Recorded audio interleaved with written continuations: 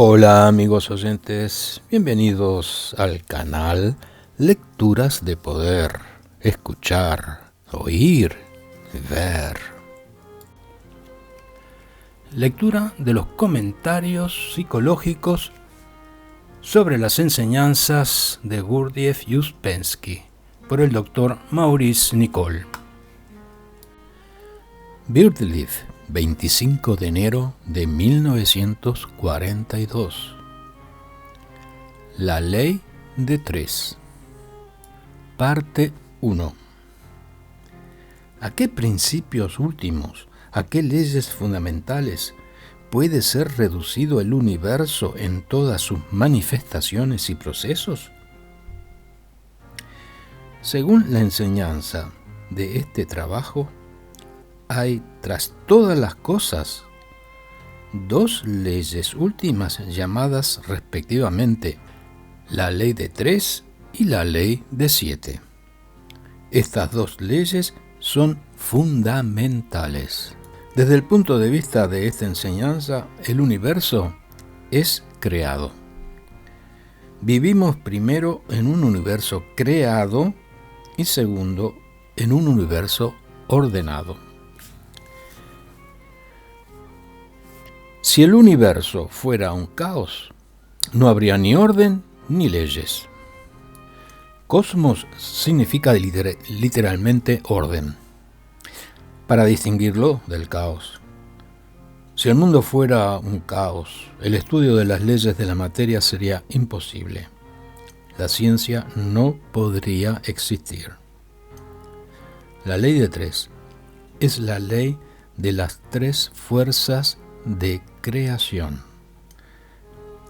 Estas leyes establecen que las 3 fuerzas deben entrar en toda manifestación. Pero la creación es gobernada por la otra ley, la ley de 7 o la ley del orden de manifestación.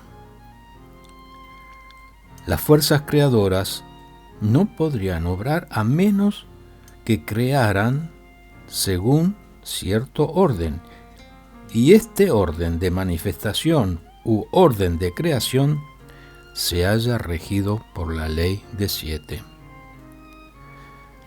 Pero ahora solo hablaremos de la ley de 3. Cada manifestación en el universo es el resultado de la combinación de 3 fuerzas. Estas fuerzas son llamadas fuerza activa, fuerza pasiva y fuerza neutralizante. La fuerza activa es llamada la primera fuerza. La fuerza pasiva es llamada la segunda fuerza. La fuerza neutralizante es llamada la tercera fuerza. La primera fuerza puede ser definida como la fuerza iniciadora. La segunda fuerza como la fuerza de resistencia o reacción. Y la tercera fuerza como principio equilibrante o relacionante o fuerza conectiva o punto de aplicación. Estas fuerzas se encuentran tanto en la naturaleza como en el hombre. En todo el universo, en cada plano, están obrando las 3 fuerzas. Son las fuerzas creativas. Nada se produce sin su influencia conjunta. La conjunción de estas 3 fuerzas constituye una tríada. Una tríada crea otra, tanto en escala vertical como en escala horizontal del tiempo. En el tiempo, lo que determinamos una cadena de eventos es una cadena de tríadas. Cada manifestación, cada creación, resulta de la reunión de estas 3 fuerzas: la activa, la pasiva y la neutralizante.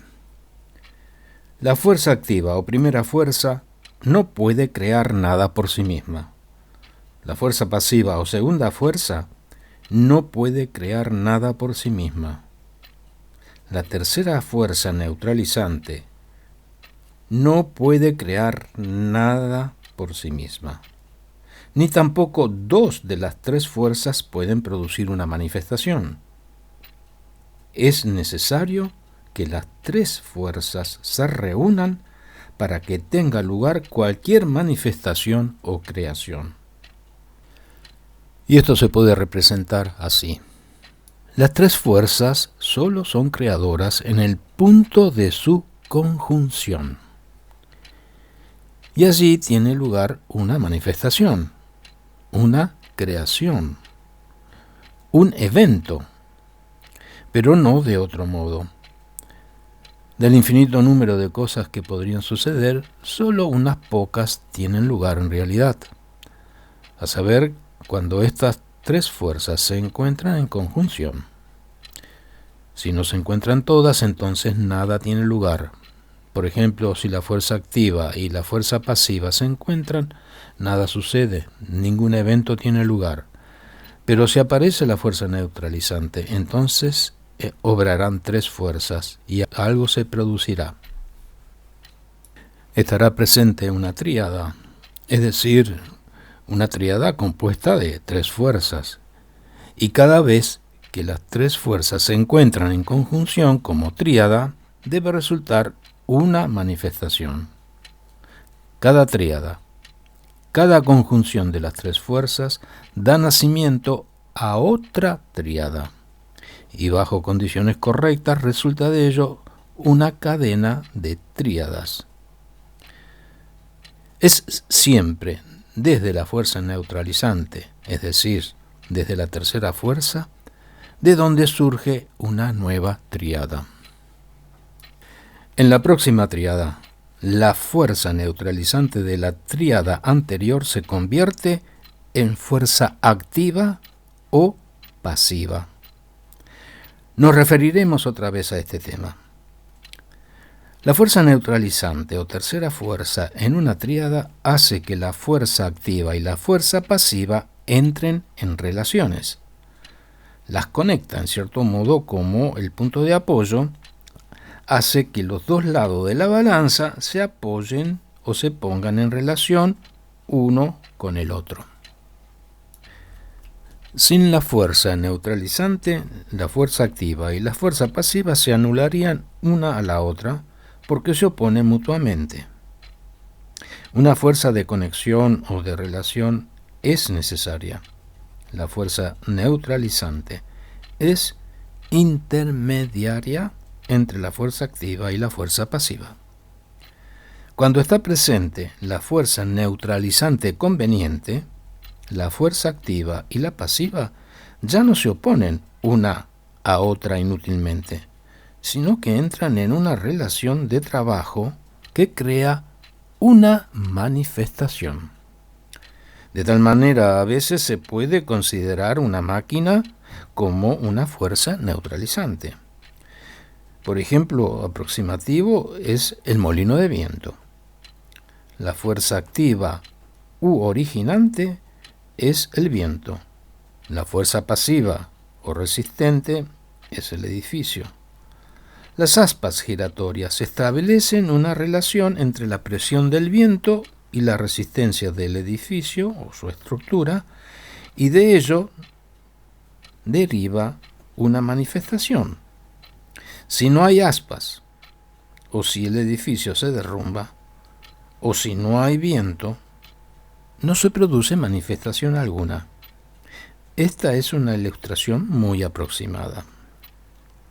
La idea de tres fuerzas se encuentra en la religión en el concepto de la Trinidad.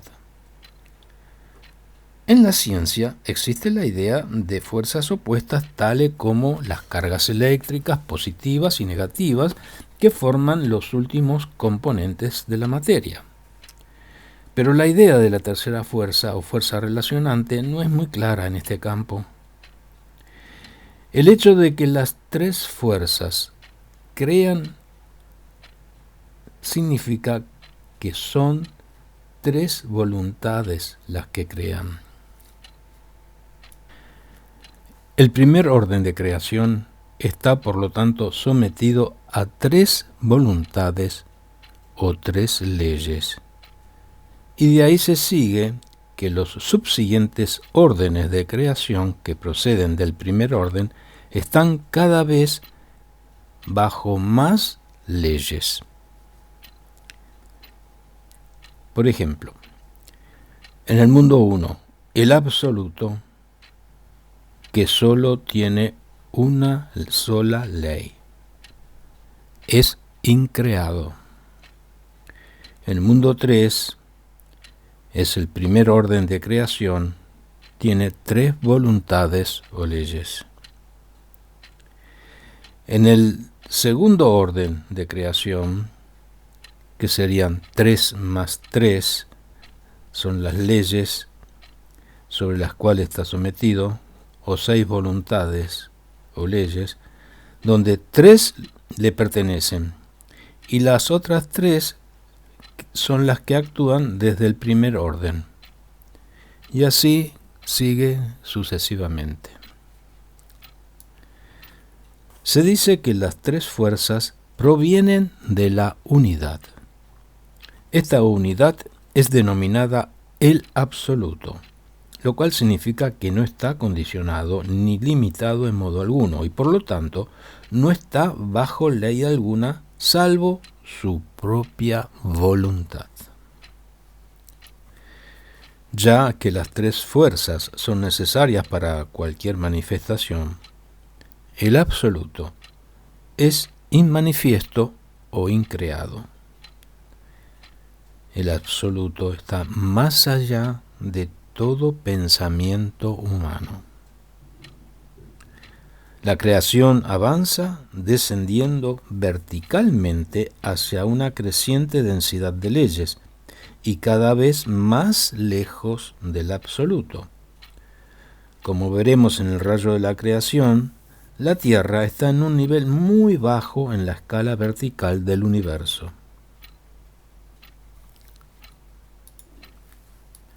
Parte 2. Cualquier cambio en la calidad de la fuerza neutralizante no solo alterará la relación de las fuerzas en una tríada, sino que puede invertir la fuerza activa y la pasiva. Cuando la vida es la fuerza neutralizante, en el hombre, la personalidad es activa y la esencia es pasiva.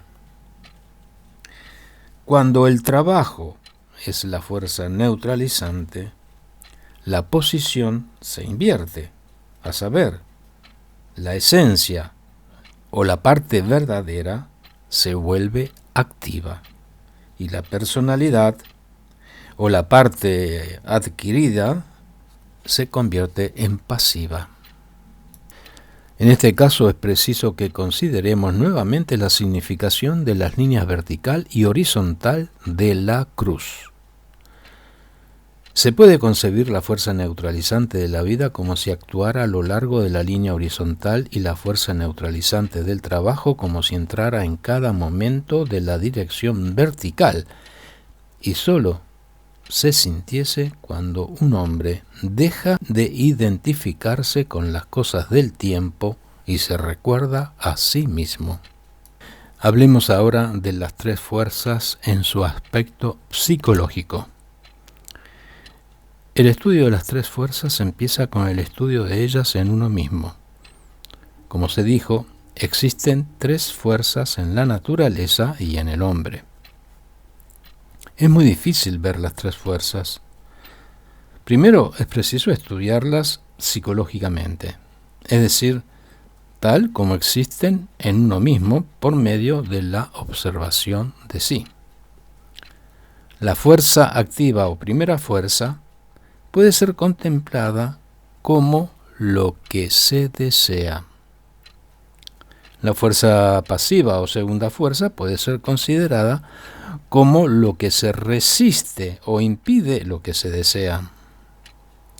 Esto es todo lo que se puede decir para empezar. Es imposible examinar la tercera fuerza mientras no se examinen la primera fuerza y la segunda fuerza. La segunda fuerza o fuerza de resistencia existe en todas las cosas. Es decir, en todo lo que deseamos hay inevitablemente una fuerza de resistencia.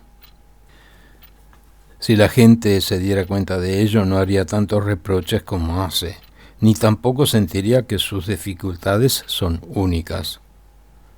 Me referiré brevemente a uno o dos puntos relativos al estudio de las tres fuerzas contempladas desde el lado psicológico.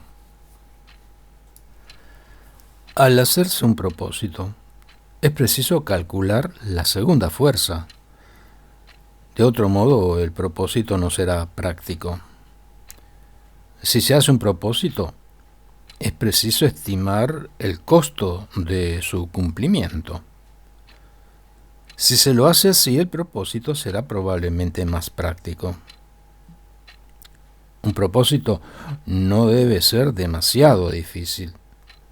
Todo cuanto impide cumplir un propósito es la segunda fuerza, a condición de que se quiera cumplirlo.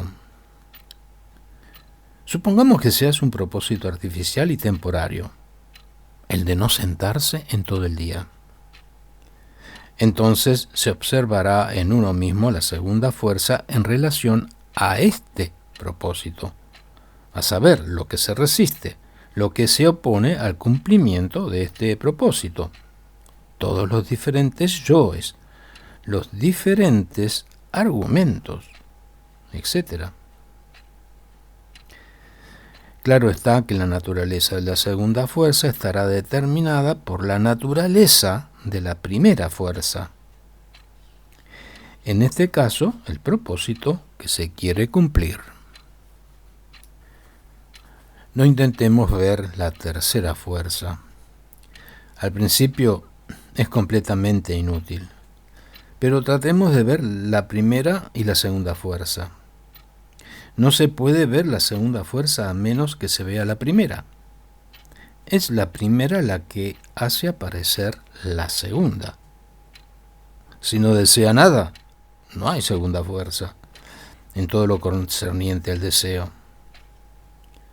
Y la gente ni siquiera sabe que la primera fuerza está en ella misma, es decir, no sabe lo que desea realmente. Pregúntese alguna vez, ¿qué deseo? Y es preciso ser sincero al observar lo que se desea realmente. Si un hombre pretende que desea algo y en realidad no lo desea, lo que desea realmente es su fuerza activa. Se miente a sí mismo. Hemos dicho unas breves palabras acerca del aspecto psicológico de la ley de tres fuerzas. La próxima vez nos referiremos al rayo de la creación a la luz de las tres fuerzas de creación. Es decir, consideraremos la ley de tres en su aplicación cosmológica. Parte 3.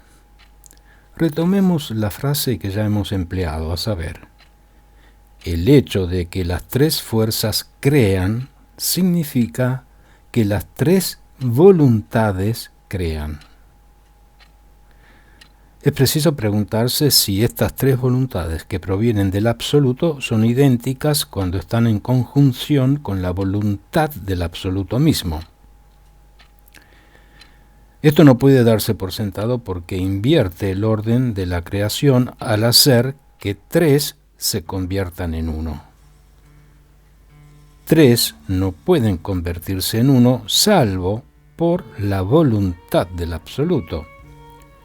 Y esto significaría la involución de toda creación.